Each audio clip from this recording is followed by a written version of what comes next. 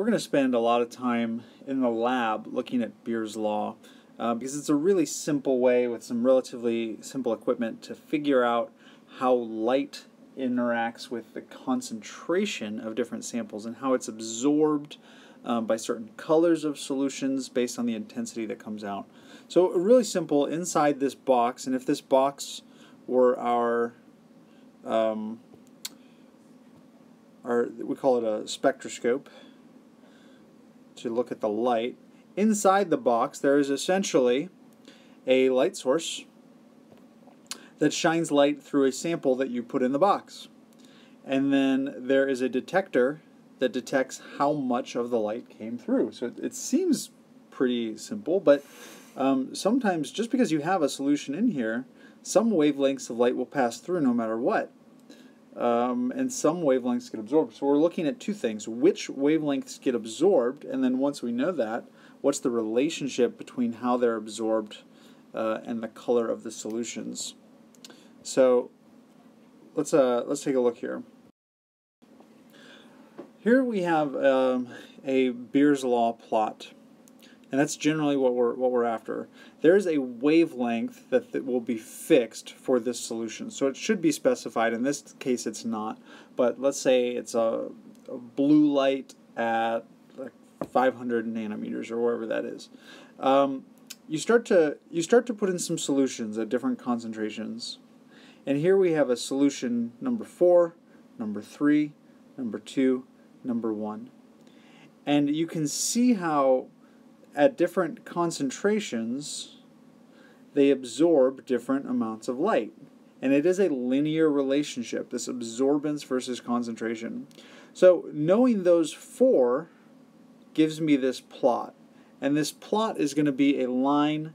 We are interested in the y equals mx plus b format for that line. Okay, now you'll notice that here the concentration of 0, it has 0 absorbance. So my y-intercept is 0. We're left with like y equals mx.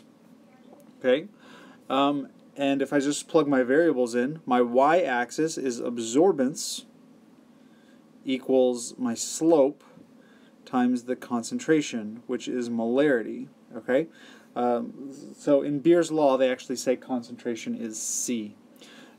So this slope is really what we're interested in when we're doing that, because if I know now it's a 2-variable system. If I know any absorbance, I can use the equation in the slope of the line to figure out any concentration of any unknown, or vice versa.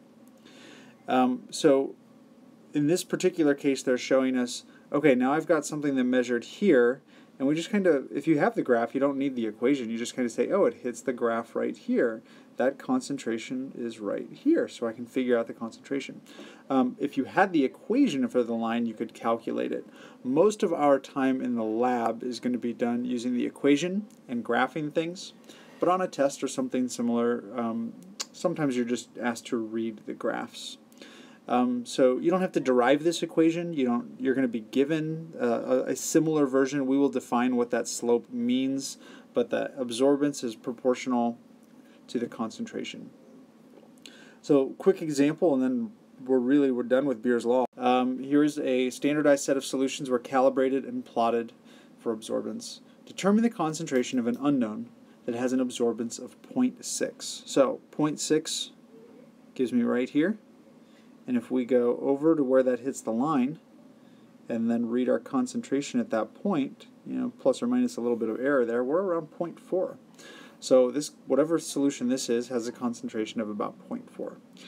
Remember, this graph has been standardized for a very specific solution at a very specific wavelength. Every time you get a new solution or a new wavelength, you'd have to get a different Beer's law plot. So it's important to understand the relationship and where this graph is coming from, and we're going to do a lot more of it in the lab.